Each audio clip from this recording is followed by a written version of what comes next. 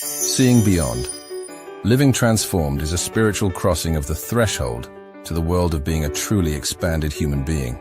Join mediums Cheryl and Kelley for conversations about discovering deep spirituality, developing your intuitive and empathic skills, and personal mediumship. Each episode will focus on tips, tools, and techniques to help you understand and expand your own inner gifts and life journey.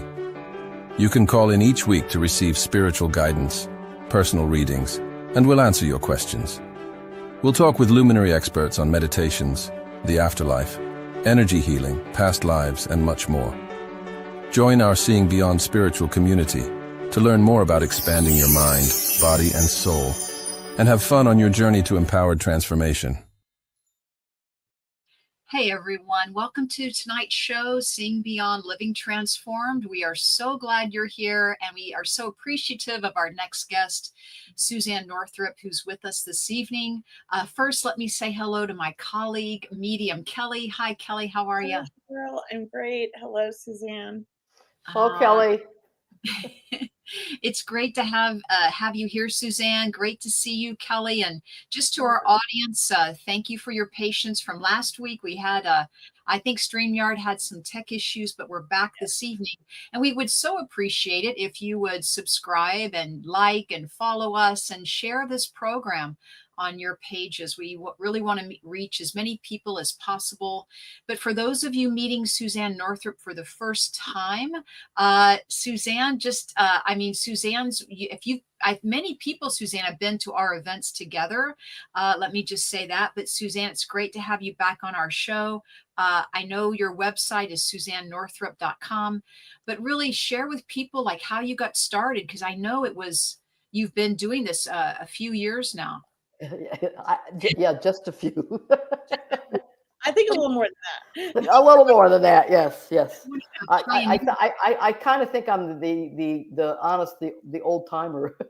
Yeah, right. You've been doing it a long time. It's called 40 years. I think you're one of the pioneers, Suzane, that you were doing this when it wasn't even around, and it wasn't even, I was doing this when the only way you could even see anybody that do what I did was at psychic fairs. Does that tell you anything? And the psychic fairs were all in like the 80s and the 90s. Yeah. And that was the only place, unless it was spiritual churches, you know. And so and interesting enough, which some people know and some people don't know, is that actually started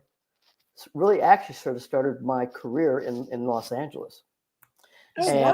Yes, and the woman that I studied with was one of the very first psychics that actually worked with the police department, and she worked with the Tuscan Police Department for many mediyears.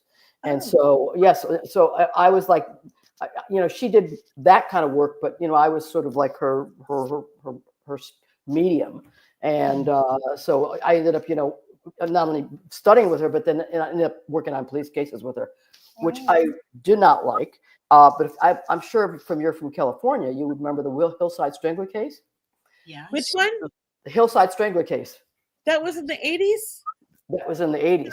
It was a very famous case. It was up in San Francisco, and they couldn't find the guy. Yeah, I was obsessed with those. Yes. And actually, what a lot of people do not know is that she was one of the people that was actually responsible for catching them. It was actually two brothers. Wow. And if you know anything about police work, they will not credit anybody but themselves.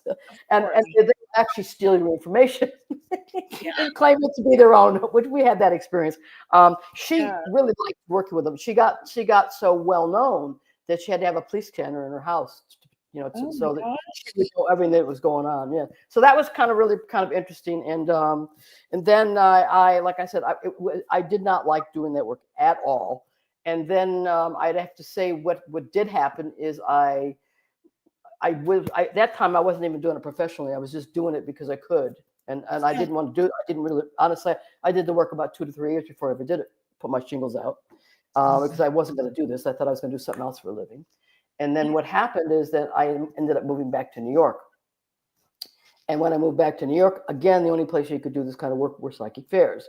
And I got picked up by this woman, Sheila Niels, and she was doing all these kind of psychic fairs out on Long Island and New York City and whatever it is. And so what happened was when you do what I was doing in those times in the 80s in New York City, you're going to get known like really quick, especially if you're doing top television shows, top radio shows, and whatever it was.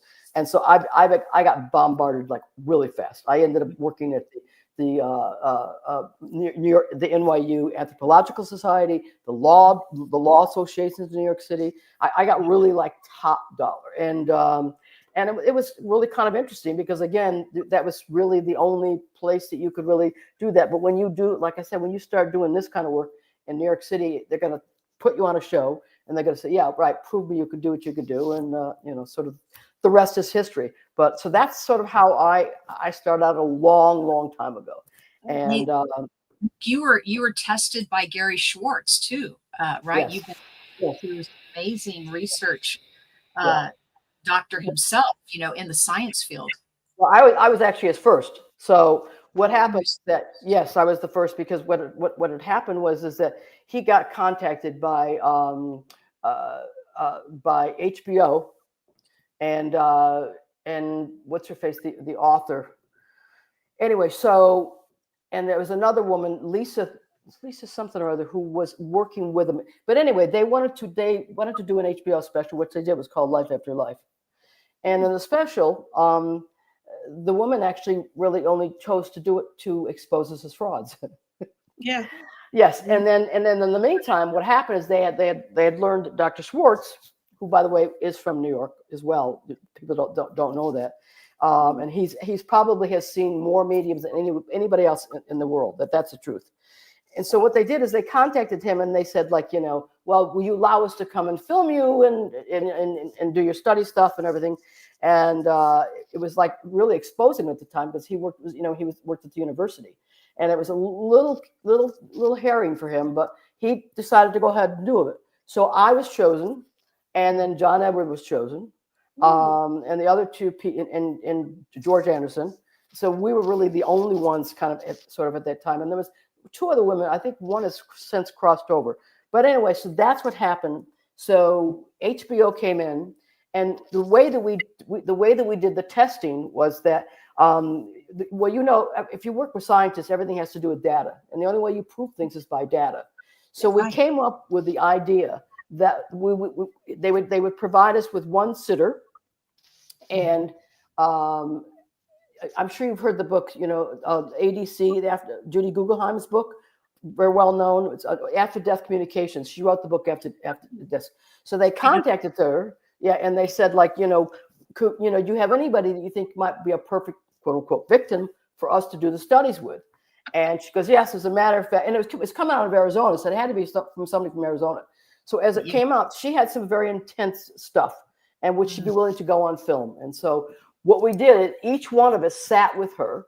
We were only allowed yes and no questions. We couldn't even see her. There was a screen between the two of us. And we had to just tell her everything we got without any kind of like just yes, no's, kind of whatever. And so then I went, of course, they always had me go first. You know, the boys, they wanted me to go first. So then I went, and I can't remember who went after me, either John. And then John, because John's background, which a lot of people don't know, was medicine. He thought the idea to put the EKG thing on our head so that you could actually see the EKG of us doing the work. And it was interesting because, you know, on the second time, I broke the gamma ray machine. I told them not to hook me up with machines because I was terrible with them. And so anyway, so when we had each sitter sit, all that information went into the data. And Gary is following this data as it's going through the thing. And so what they do is they have to figure out how many hits you have. Now, this is the question I always sort of say to people. I go like, okay, so who's probably one of the most well-known, is Arizona was a basketball town, just for the record. Who is one of the most well-known basketball players in the world? Oh, what do you think? Michael Jordan. Oh, I was thinking Kareem, like, what's his name? Kareem Abdul-Jabbar. Kareem Abdul, right. Now, well, Michael Jordan was before his time. So if you think about Michael Jordan being the best basketball player in the world, what do you think his percentages of accuracies are? I'm making you guys work tonight, per game. I would say 70%. Actually, it's only 40. Okay, well, yeah. Now, but that's one person. Now remember, we're talking about a team, right? Yeah. Yes. So the way that they calculated us as a team, because there was 5 of us, I was see. they put all they put all the percentages together, and as a team, we scored into almost 90 percentile of accuracy, which Oh, was pretty awesome. cool. Yeah. I won't tell you who scored the highest because that would be bragging. But he published it afterwards, and in his first book, it was called the Afterlife Experiments. And so Wow. it was actually 1 or 2 books published from it, and you could see how they did all the graphs and all the percentages of each medium. So it was a really kind of interesting thing. And like I said, when he first asked me to be part of it, I go, I don't need wires put to my head to prove I can do what I do. And so yeah, I walked away. I actually walked away from the project. And then he called me personally and asked me if I'd be part of it. And I said, like, okay, I guess if you're going to put your shingles on the line, then I guess I can do it. And I was actually really glad that I did, because there hasn't been, to be honest with you, there hasn't been a whole lot of studies since. But Gary has continued to do this work a lot, and because he's done a lot of this work a lot, he's seen probably every medium that you could possibly imagine. So and it's nice to have that, next to your name, so to speak. Yeah. And look, Suzane, so you went from California back to New York. Yes. Busy. And then that's I'm still here. So that's what it was. I mean, like I said, I'm from New York, but I moved out to. Yes. I'm not from the city. I'm from Western New York. It's a very rural town. Yeah. And so I did live in New York City for a while when I was really young, and so I packed up and moved out to California because, oddly enough, when I was on the job, I worked at this very well-known place called Sam Goody's, and I would always know when people were stealing, and I would tell the people, the owners, and finally, the guy at the time I was living with, he goes, if you don't shut up, they're going to lock you up. He says, they're going to lock you up for doing it. I said, well, what do you mean? I'm helping them out. So he says, let's go to California where all the crazies are. That's how I ended up there. And I like that story. Like that story, right? So we went. California is full of all the crazies. We packed up in the car and drove out to San Francisco. And I ended up, like I said, living in San Francisco in Northern California. Yeah. And then I moved to LA, where I got my degree, and and then there again there were a lot of spiritual churches, and there were a lot of well-known people during that time that a lot of people don't know about, and I mean, like Manny Hall, they used to have these mediums and psychics in Manny Hall, which people don't even know about, and then they would have some of the spiritual churches up in Westwood. There was a woman by the name of Judy. Who's also very well known, came from Europe, and there's this woman Lillian Smith. So there's a lot of well-known underground mediums during that time, and they kind of like took me under their wing. I was really very young, and they kind of took me and they said, "Oh, you're going to do this work." And I go, "Oh no, I'm not." And they go, "Oh, yes, you are." And we know who won that argument. And then, like I said, I woke up one day, and they, who they is, they said, They said you're moving back to New York. I go, what do you mean I'm moving back to New York? I like living in California. I go, no, you're moving back to New York. And all the rest is history. And I've actually never been sorry, because they say if you can make it there, you can make it there anywhere, because there's no messing around in that town. You better know what you're doing. Hey, look, and you've heard some books since you've been there, or yes. you're an author. Four books. Yeah. Yeah. Gosh. Yeah. So so that was kind of, and it was. There's this one story I'll tell you that which was kind of really was one of my very cool New York stories. So I started my practice with $3. Okay, on the streets of New York, $3. Just not want to know that, for people that want to start out and they immediately want to make all this money, and that was after 3 years of doing it for free, $3. So in New York, they have these things that are called they're like fairs, and they have them in like Manhattan and Brooklyn and kind of all over in different parts. And they're like fairs where people come around. They eat the food and they sell their wares. Like any of those kind of fairs are, right? So I was actually staying with a friend in Brooklyn, and I thought, like, well, you know what? because I would roller skate from fair to fair, and I put my little sign out. So I was sitting there with my sign in my chair, and my roller skate sitting next to me, and you know, and I put the sign there, and people walk by, you know, they just stare, you know, and then finally, you know, people started to sit down. Well, within an hour, there was a line, and the fairs usually end about 6 o'clock at night because they got to clean up the streets and all the other stuff, you know. So it was getting ready to end at 6 o'clock, and I still had all this line. And you know, everybody was like really upset that it was going to end. So this is the absolutely true story. The cops sat and put a rope right around me and let me continue to work until 10 o'clock. Oh, because all these people, they kept saying, "Oh, come on, we really want to see her," and you can imagine how exhausted I was. And they did. They put the little sign, the little New York cops from Brooklyn put the little thing around me and let me continue to work the rest of the night. That's so cool. Isn't that a cool story? I like Brooklyn too. I'm so glad I got to hear that. That is an amazing story. Yes, I have a lot of those, but that one was like I said, you know, the $3. I started on a $3 a session. That's absolutely, yeah, that's very true. And I think, you know, and I know both you guys teach. I know Cheryl, you do a lot of teaching. Is that, you know, one of the things that is imperative of anybody, particularly that teaches anything, but when you teach this work, if you don't have ethics, then you shouldn't be doing it. You just shouldn't.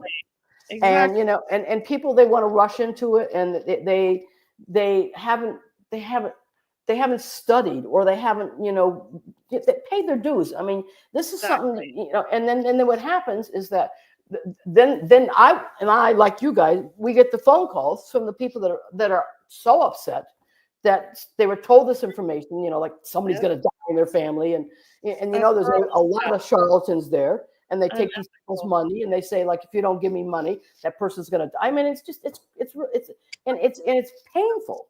It's absolutely painful. So and it's on today, right? It still goes on today that we get those. Still goes on today. Yes.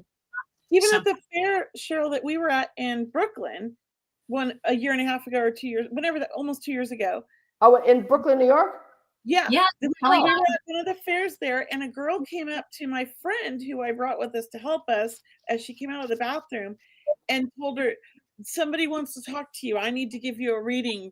Your spirit family is trying to tell you there's something wrong." And I was like, how unethical. Like, she's coming out of the bathroom, and it was like this young girl who looked like she was maybe 19. Yeah. And because it's like everybody wants to do it, you know, but they don't understand, not to mention the fact that it's really hard work. It's really hard work. It is. And you just don't do that. I mean, it's just, you don't. But there's no, that's the whole thing, is there's no criteria. Like, if you're a doctor, you'd be barred. If you're a lawyer, you'd be barred. If you're a doctor, you lose your license. But we don't have any of that, you know. And that was one of the things that I always talked, you know, to Gary about for many, many, many years, is that, you know, excuse me, was that, you know, is that's not, but you can't give somebody that. But if you've studied with somebody who is very ethical, then you learn that. Discernment. So, some people just are born with like no discernment, and even they just don't learn it, and they still say things that could be very hurtful or damaging, and they just don't get it, and they won't back down. And that's also, I feel, very sad. And I don't know how you fix that other than just education. But here where I live in Sacramento, you know, there's not a lot of well-trained mediums. There's a handful, and they're wonderful people. And then there's this huge amount that are just scary. Right. And I get phone calls every week from somebody who a medium told them that their loved one was lost, and that they couldn't talk to them, that they weren't going to make it to the light because they were bad people. And I was like, oh my God. And that they needed 1,500 to heal them. Yes, and look, and not just mediums and psychics, but card readers, or anybody in the healing field, or the alternative psychic metaphysical field, we have to really help. I think maybe that's our job, the three of us too, is we have to help get that word out. That education, have a foundation, Yes, read yes, some yes, books, how to yes, mentor a yes. highly regarded Yeah, mentor, yeah. teacher, someone with Right. ethics. So I know, obviously, probably like both of you know, I know a few people that study with Arthur Finley, Yeah. which is my understanding is the only place you actually can really go and study mediumship. And I am sure they're probably pretty strong on ethics. That would be my guess. Oh, they are. Yeah, we so I both know have, John. I have been there to Arthur Finley, and Right. they. Yeah. I know John Holland was there. I know Austin was there. You know, I mean, I obviously, I've never been there, but so, because I came from a different school. And I went to Omega too. Yeah, and Omega. And I actually worked in a workshop with Tony Stockwell, and John Holland was in the workshop and in my group. Oh, great. Cool. Yeah, he was Yes. trying to go undercover, like we didn't all know who he was. That's great. That's great. I have a house about 45 minutes from Omega.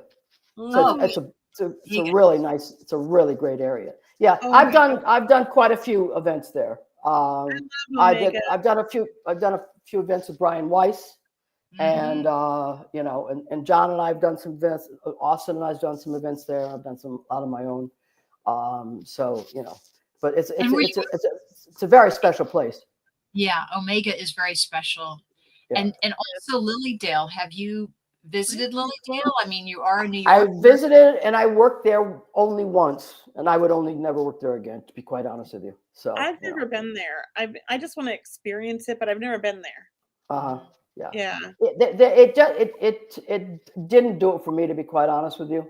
I didn't think that they were as I would say as professional as I would have wanted them to be.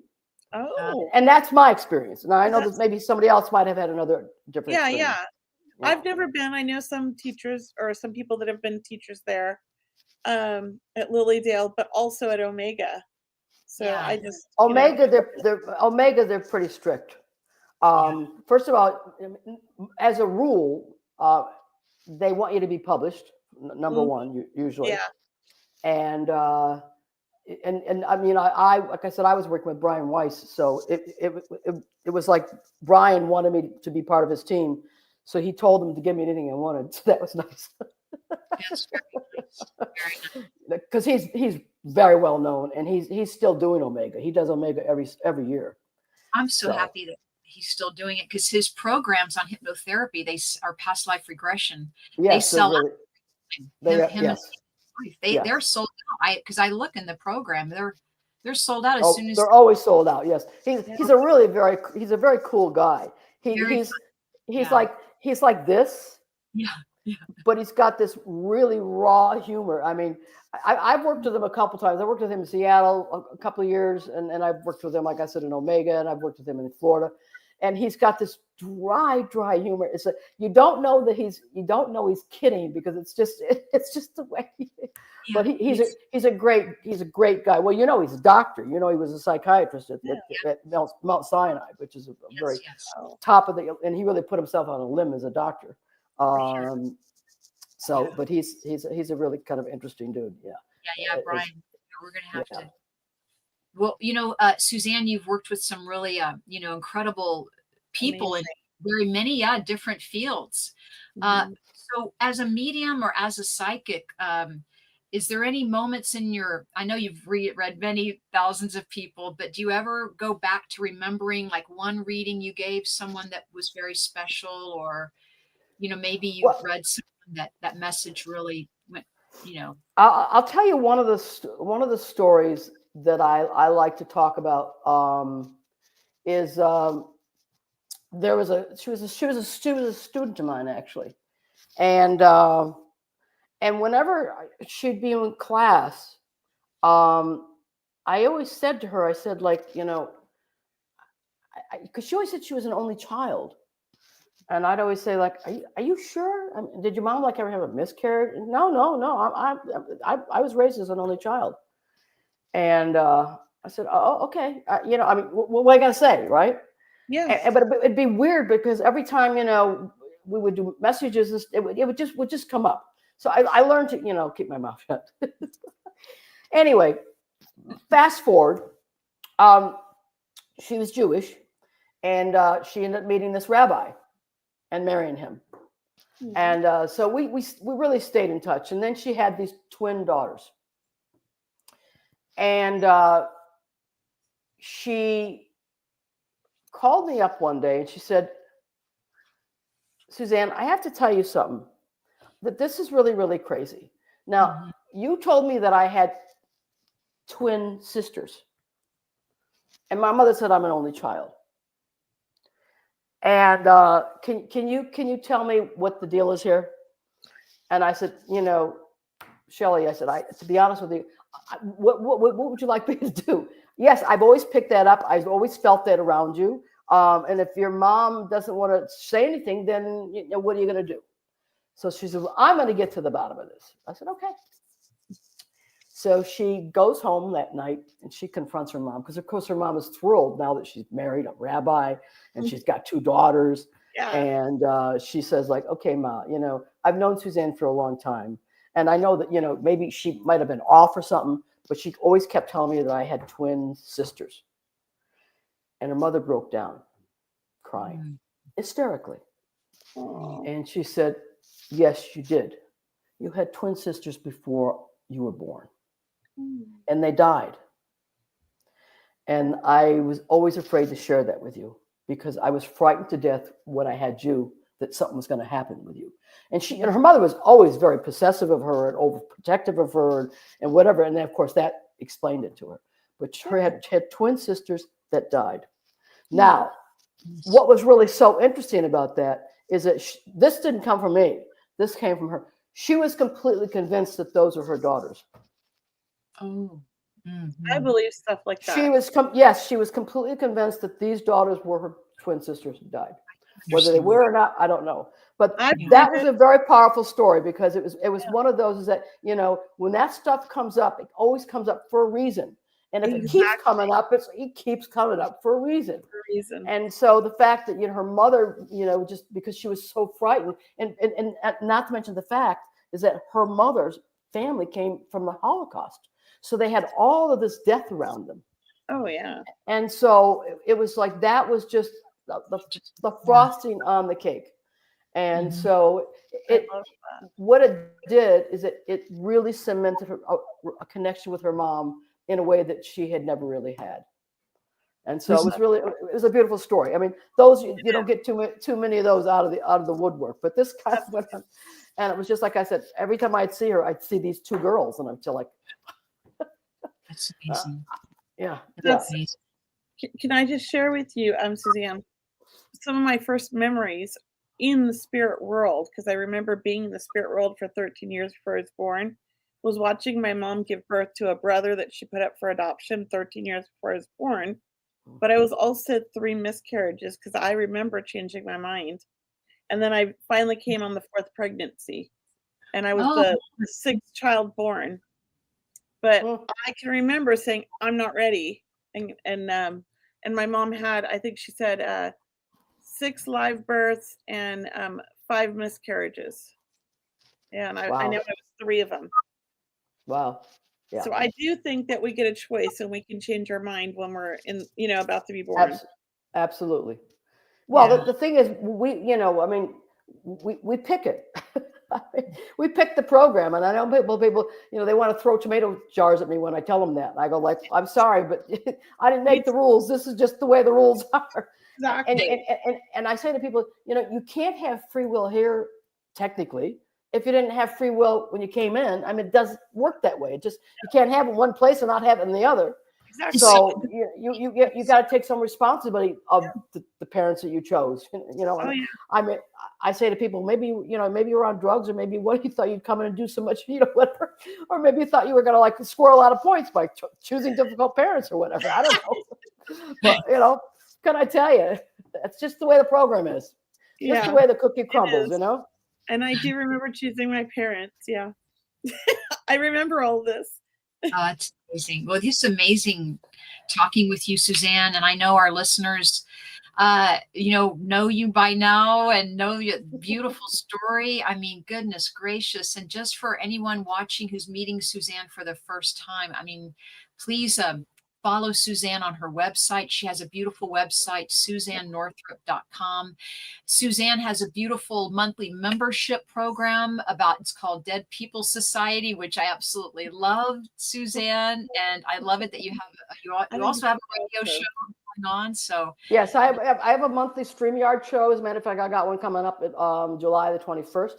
With Jody Jones, who's a Canadian medium, sweet lady, really cool. So I've known her for many years. Somebody's asking, is any of my books in Audible? Yes, I have. I know one's in audio for sure. Yeah, Everything Happens for a Reason is an audio, by the way, and that's my biggest seller actually. But very relevant to choosing the parents. I'm looking at some of the screens over here, and it's interesting because when I had another, was it Jody that I had on my show? What kind of real interesting how you get into these conversations, and somehow we got to talking about people that were adopted, and all of a sudden we got all of these questions from people that were adopted, and it was really interesting some of the parallels that they had, and we shared them with everybody as the questions were coming in. So it's interesting because that's what somebody just sort of said here about choosing their parents and things of that sort. But the way I look at it is if you really think about like who you are, because we all know that your youth, your makeup, your growing up, it sets up so much for your life. And if you think about the traits that you have, or where your strengths are, where your challenges are, and all of it. It's a lot of it's based in that that those major years when you're younger, and then the traumas and everything, and it's what's always so interesting is how parents try to hide things, and you can't, because you first of all you have some kind of a memory base, because things don't fall out of the sky. They had to come from something, and even if we don't make the specifics of what it is, then it's always there is what it is. And I think that you do personally a child injustice if they know something and you don't listen to them. It was interesting because I had another story of another woman that I worked with. It was a medium also in California. She was actually from Utah. And when she was a young girl, she was playing with this young girl by the pond. And her father was a Baptist minister, and he caught her talking to the young girl that nobody else saw, that she saw.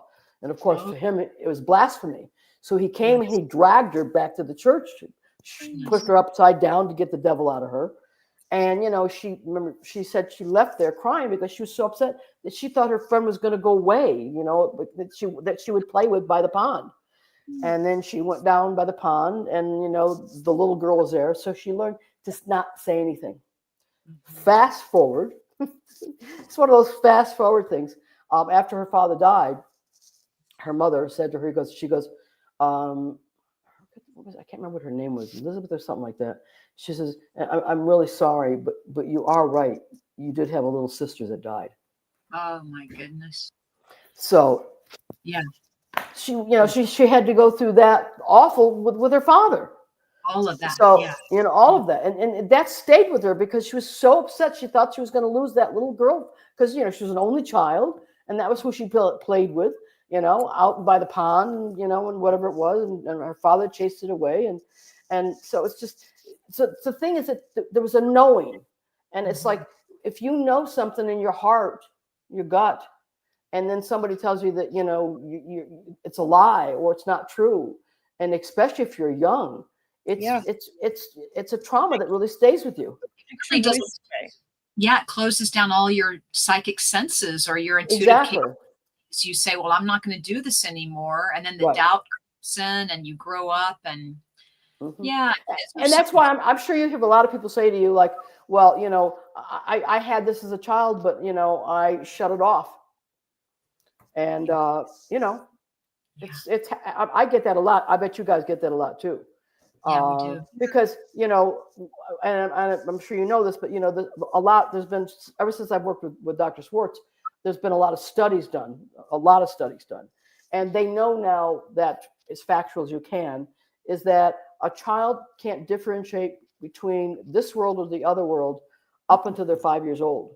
It's something how the brain is developed. And so it doesn't really, what we call, and my guessing is probably much more of less on the linear side, more on the nonlinear side, which of course we know is the right brain. And so that linear side doesn't really develop certain levels until you're 5 or 6 years old. And then probably it comes in much stronger there.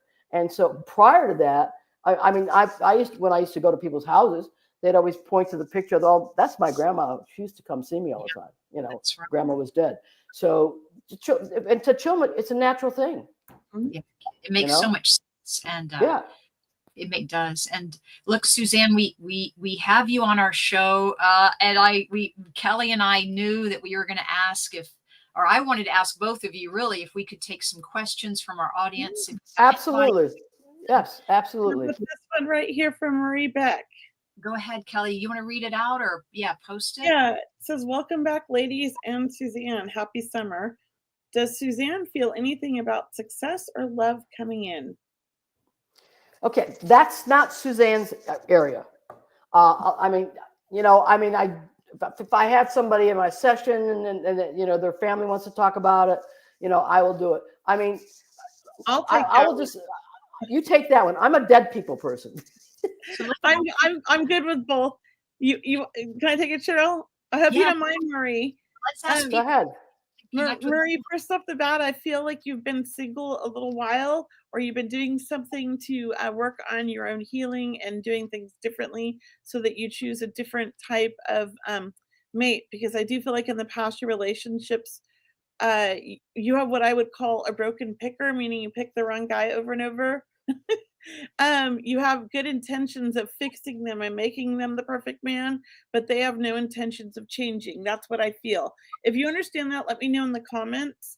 But I'm just going to let you also know, like, I do think that the work you've been doing is great, but I want to caution you to really set some boundaries so that you do things differently and you don't make the same mistake over again. Really look at your past relationships, honor them, accept them, embrace them, and learn from them, because I think part of you just wants to forget them. But really, it's important sometimes to remember the past and remember the things that we've been through, because that's how we learn.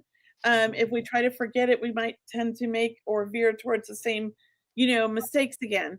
And I do think that you are trying to be better and work on that. So I'm gonna leave that with you. I hope I'm on base. Let me know in the comments. I hope that helped. That's fantastic. Did you have anything, Cheryl? I just wanted to agree with you, Kelley and Marie. Absolutely. What Kelley is saying is, or I'm going to interpret it now, is I do feel, there are some wounds from the past relationships, Marie, that we would love for you to really find healing or insight or find a higher meaning, because they are transformative, and to use that experience to kind of move you forward in life. Because I know you're ready for love, and I'm so excited for you. But we have to kind of work on letting go of some more of the past. How's that? Or a little bit around the past relationships specific. Right. So thank you, Marie, for letting us know. And thank you for your question. And so we can look for departed loved ones, mediumship readings. Right here. Thank you, Kelley. From it's really, her name is not Frex. Her name is she said her name earlier. I can't find it now. It's Mary Kay here. There you go. Where do you see the? Oh, at the end. Yeah, thank you. I was looking for another comment. I thought it was another comment. Yeah, I could do something. I could do something with Mary Kay. Yes. Okay. Two things. One, it feels like I get a male by here. It seems like it might be your dad or somebody on your father's side. It's a male vibration, but I'm hearing your name twice, Mary Kay. And the only time I hear your name twice is if your first and middle is passed down. And I think probably from your mom's side of the family. I guess it may be an aunt or a grandmother. And I think you were connected to her, by the way. And I also want to sort of say this, please. She must have been a really good cook or been in the kitchen all the time, because I see her wear like one of those house dress type things here. And it does look like Dad did cross for a while, and or if it's not your father, it's a male on your father's side. If it's not your dad, it's your dad's dad. That I'm gonna tell you. I hear the name Paul, so I don't know if that's him or somebody that's tied in with that side of the family. But I get the grandma on mom's side, and I get the male on your father's side, or unless it's your father's connection. It looks like either you're one of three, or there's one of three within the family connected, unless your dad's mentioned it to me as well. Smoker. I don't know if he crossed from that, or there's other problems, but I get a lot of issues in his chest. And definitely connected to you, very connected to you. I don't know if you were daddy's girl or whatever that is, but that's how it's coming in. And I don't know why. You must be on the West Coast. You must be on the West Coast, because I'm getting ocean, but it doesn't still make East Coast West Ocean. It seems like West Coast Ocean. So I don't know if I get a heads up on Mary Kay. I get Mary Kay, but I guess that's her name, right? Yeah, so Mary Kay. If she could do a heads up on the wherever you want to call it, join the chat or add to the questions. But it's definitely male vibration from your dad, but also this grandmother on your mom's side. I want to sort of say, it's the Freck person. It's his dad and a smoker and very close to me. Mary Kay, yeah. And we live by the ocean. So there we go. There's your Freck person. Mary Kay. Her real name is Mary Kay. That's just her social media name. So that's what it is. Oh, okay. So it was her dad, and he's a smoker and very close to it. Great, wonderful. You do live by the ocean. Okay, great, wonderful. So, you got me the Freck thing and the whatever. I'm going by the Mary Kay name. What can I tell you? I know. Okay. That was awesome, Suzanne. Awesome, Suzanne. Yep, Suzanne called it. Yeah, I definitely got a sense she was daddy's girl. It was really strong, and it was a hard loss for her, to be honest with you. And there's a January connection, somebody's birth or passing for some reason. Oh, Frex was the dog. That's the dead dog that's coming with your father. Mm-hmm. Yeah, that's the dead dog. Okay. Like I just said, you just got 100 out of 100. 100%. You got A++. I'm grading you. That was plus. Well, it was wonderful. I mean, wow. I mean, Suzanne is amazing. And yes, you post the next one. Daddy's girl. Very tough. And look at this. He was a veterinarian. No wonder I see the dog with me. Oh, very much. Oh my gosh. My daddy's got very tough loss, and my dad was a vet. Oh my gosh. And that the dog would be with him too, because he of course. loved it. Exactly. That's amazing. You did fantastic. That was great. Yeah. Nice man too, by the way. Really nice man. Had a real good heart. A real good heart. That's sweet. Yeah. So well, Cheryl, we have about 15 minutes. Do we want to make any announcements? Like, does Suzanne have any upcoming events you'd like us to announce? Yes. Love to talk about. I have events all the time. Like I do at least 2 small groups a month. And of course, I do privates as well. But I do have a StreamYard event, like I said, coming up, and the 21st of July, and it's really, really cool. I haven't had her. Her name is Lori, and like I said, she's from Canada, and she has her thing. It's called Grandmother, and it's really kind of her thing is her thing with grandmother. She does a lot of teaching, and she's pretty cool lady. So I have her coming up in July, and like I said, I've got some privates that are coming up this month. I may only have like a couple left, and I do got a small group coming up next Tuesday, the 22nd. Yeah, let's remind people, Suzanne, that you do a lot of work online. So if you're not, because I know you travel also. I mean, you've been here to the West Coast, and you go up and down the East Coast, but if people can't get you in person, you do work online, like you are doing. Actually, most of my work is on Zoom now, to be honest with you, ever since the pandemic. My only in-persons are when I travel, which I did because I was just in California, and I'm sorry we missed each other, but otherwise, I do in-persons in New York City, and and in Massachusetts actually, because I travel there as well. So those are 2 places that I do in person, but otherwise it's Zoom. And what was kind of interesting to me is that, and I'm sure you guys during the pandemic did that as well, is that the part that was kind of cool was that I did this one family. I won't forget this one family. There was like 7 of them, and they had lost one of the twin sisters. and every single one of them was in a different country. Everyone, one was in Israel, one was in Japan, one was in Ireland, one was from the States, and they all different. The states were in different parts of the country. And I said, listen, it's going to be this time Eastern Standard. You guys figure out where that is. It's on you. But it was a really interesting session having them from all over the world. It was really cool. Yeah, 7 of them. There was 7 kids. That's crazy. I love that.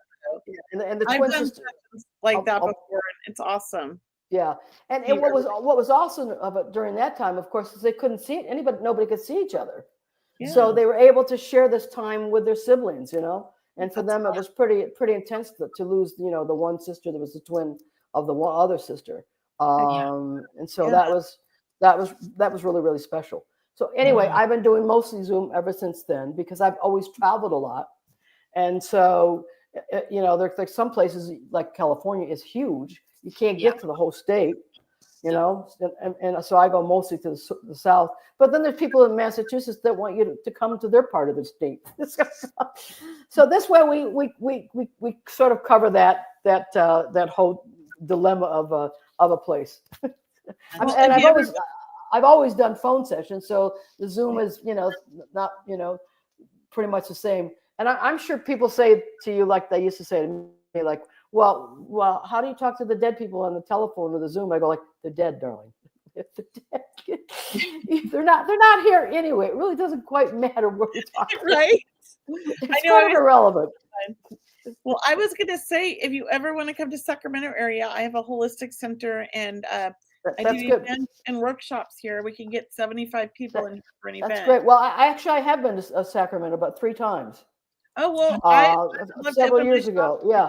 If you're very interested, I would most definitely consider that when I go to California. I want you to teach though for a day or a workshop. Absolutely, we will do that. So do a couple of things while you're there. That'd be great. Oh, by the way, she's writing back in. She said she has an Uncle Paul. Uncle Paul. A great Uncle Paul. Yeah. Oh my gosh. Every piece of evidence you gave meant something. But Suzane. it was all accurate. Like there's not one thing, only one thing she couldn't take, she can take now. Mm-hmm. Like that's really great. Great job. There's more questions if you guys want to answer more, Cheryl. I'm free, whatever you guys want to do, but there's a whole bunch in here if you want to pick one. Another one. Go for it, Kelley. If you see one. Well, there's an angel that wants to ask a psychic question. Who? Oh, I was going to go up here. There was another mediumship one. Okay. And they asked before everybody, but now I can't find it. Jose Perez, I know, was asking. I saw him having a mediumship question. Here it is. I was going to go to here. I found her, but then I lost her again. So I'll go to Jose. What time is his? 6:09. Oh, no, here, I found it. Right. Oh, you found him. Okay. We'll go to maybe Maureen's after. Okay. Okay. And who wants to start? No, you ladies go for it. Kelley, if you'd like to start or hand it off to Suzane. Well, we've read for Jose before, so I think if you're open to it, Suzane, if you'd love to. Sure. Yeah. It's interesting. It's odd. I hear his name twice too. So he must be honored first or middle by it. This uncle feels like he's on his mom's side. And it seems like he's been gone a while, but I get a sense he was very close to him. And I get a sense it was almost like, I don't want to say he was like a father to him, but he kind of feels like he's a father to him. I would be shocked if this guy did not fish. If it's not him, there's a dude standing here with a fishing pole. Mm-hmm. Definitely standing with a fishing pole. And so my guessing is if it's not him, it's got to be somebody else connected to Jose. But that's the sort of the sense that I'm getting. I feel like there's a very strong missing, to be honest with you, with his uncle, because I get the sense that this was really important in his life. Like he really kind of took Jose in some ways like under his wing. And I don't know, it's I don't want to say it's like instead of his dad, but maybe in addition to. And it seems like he was very in sync with him. Like he really got him. Like this uncle really got him. Maybe in a way that his dad didn't. But he might even be connected to that side now that they're talking about it. But I do know that he's definitely kept an eye on you, Jose. That I will tell you. And it seems like this year, he's been going through some changes. So Jose's been going through some changes. And I just wanted to know that his uncle's got his back. So he just got to like call on him. You just got to call on him. So you guys would know better than me because you said you know him. So. I don't know if we've read his uncle before, but I'll just say, Jose, what I feel about your uncle, to add to what Suzane was saying, is I felt what a sweet man, what a dear man. I felt like you and he had that relationship. It's really like a soulmate, best friend relationship where you could go to him. Yeah. And like I said, he took him under his wing. That's the sense I got. So yeah, so I mean, Jose, we do feel your uncle so strongly, and we're so happy and grateful that you received a reading today from Suzane Northrop. Yeah, let us know in the comments if any of that resonates. So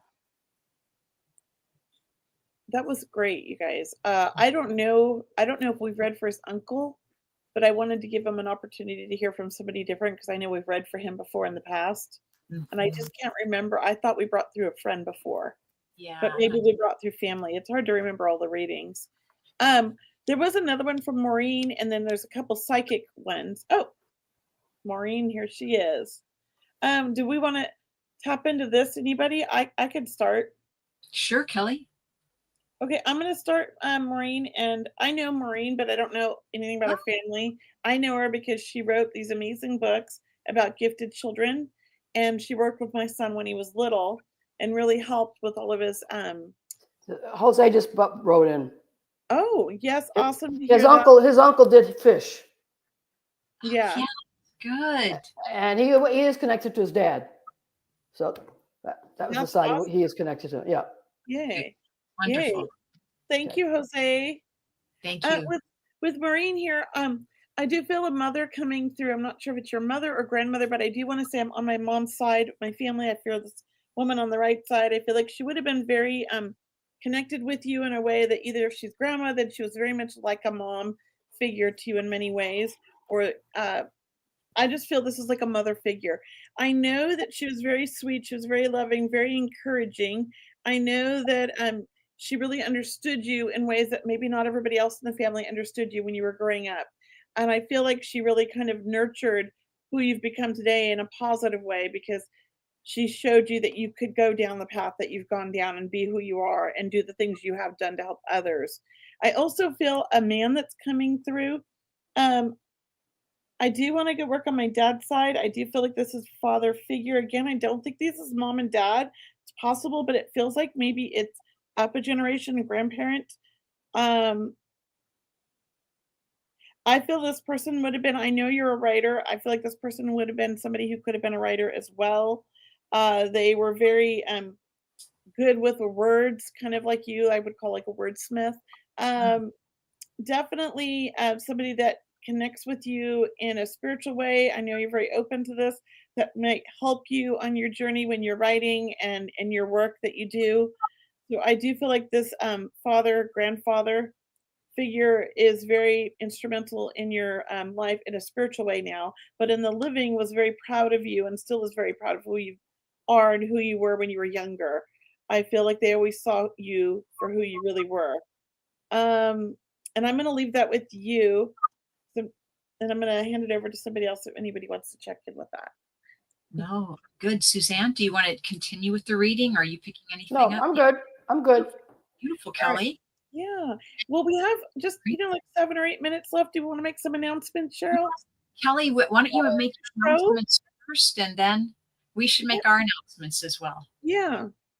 So what did you say? I didn't hear that. Sorry. Why don't you continue on? Maureen says, thank you. Kelley, thank you. Thank you. Yes. Kelley, why don't you make your announcements first, and then I'll go next. Well, I mean, I'm going to be in Reno this weekend at the Soul Search Fair at the GSR, and I'm doing a free dem on Sunday at 2. I believe the fair is free. You just have to register online. I'll be there all weekend doing some readings as well as selling all my crystals at 50% off. So if you want to see some amazing crystals, I'm bringing my favorite ones, and they're going to be 50% off. So come check that out if you're in the Reno area. Other than that, I have a lot of in-person events happening at my new shop. Over the next 2 months, we have AJ coming on the 19th. He's going to do a dem. We have Cindy Kaza at the end of the month for 2 dems and a workshop. Talking to Thomas John about coming out here maybe in the fall or January. Good. So I have a lot of exciting things happening and coming up in the future. Not necessarily my events, but I'm happy to promote them at my shop. And I only invite people that I am passionate about and I believe in and I think are very ethical and amazing mediums. So I hope you guys check these out. And I think Brianna's put all the links in the comments there for you guys. And then I do want to make one quick announcement about the show. Like right now we're doing our Seeing Beyond on Thursdays at 5:30, but starting August 6th, we are moving to Soul Search TV, and we are doing a live show, and you can watch us on Roku, Fire, Apple TV. What is it? Fire or something like Amazon Fire or something like that. All of the internet TVs, you can download the app Soul Search TV and watch us live. We will be doing live readings that you could make sure you get one. We're only going to guarantee 4 readings. So there's only right now, we're going to move to more eventually because it's only an hour show, but we're very excited. That's going to be moving to Wednesday night or Wednesday afternoon at 4 p.m. So we are changing the date and time. I do hope that everybody can watch it still live. If you can't watch it live, of course, you can watch it after the fact. But it's going to be more of a reading show and a small little like 15-minute interview and then 45 minutes of readings. That's what we're going to do. Keep promoting it more on our newsletters and our socials. So we'll make sure everyone hears about it. But that's Wednesdays, beginning in August at 4 p.m. Pacific time, 7 p.m. Eastern. Yes. And yeah, it'll be fun. It'll be fun because it'll be a little bit more intimate setting. And really, we're just so excited to work with Soul Search TV. Very excited. I can't wait. Yeah. And so, Cheryl, any announcements you have? You know, Kelly and Suzanne, once again, it's been great just having the show with you. I feel so good being back with Seeing Beyond with our audience on Thursdays. We have such a great following. We have such good vibrations. Thank you both for being here. Quickly, I do want to say I have 2 amazing events this month. I'd love for you guys to join me. I have my small group reading this month. I believe it's Friday, July 18th, excuse me. If you can post that, Brianna, thank you. Where it's only 6 people. It's very intimate. It's an online event. I love doing them each month. They are amazing. And I love the people that I get to work with and meet your loved ones. And after July 18th, I'm doing another lovely event with beautiful Kimberly Meredith. It's called Spirit Messages, Healing in the Fifth Dimension. So it is with Kimberly Meredith and myself. We'll be doing an online event, doing messages like we did today, mediumship work, but also doing fifth dimensional work. Like we'll be doing some teaching and some healing, a little meditation. It's really kind of special when we work together. So I'd love it if you guys could join me. It's July 30th. So thank you again, Brianna, for putting that link down. Yes, thank you, Brianna. Thank you so much.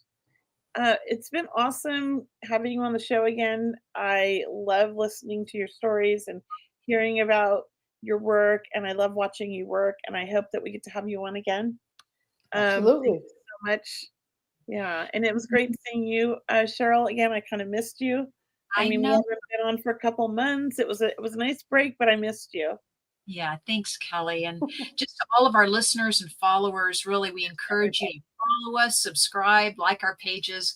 Yeah. Go over to Suzanne's website, SuzaneNorthrop.com. She's always busy with her membership, her own radio show, events, as she mentioned, online. And we were so lucky to have you tonight, Suzanne. I mean, it just worked out that dead people wanted you here tonight, I guess, to bring the loved ones because, look, we got you because otherwise you're so busy. Yeah. Thanks, guys. Thanks for having me. It's been great. Thank you. Yeah, and sign up for our newsletter so you can stay in the loop about our new show and where to watch it and everything on seeingbeyondradio.com, guys.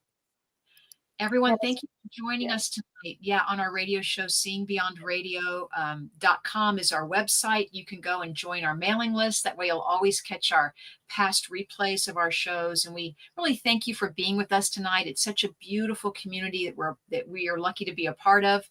So thank you everyone for being with us, and we'll see you again next week. Bye.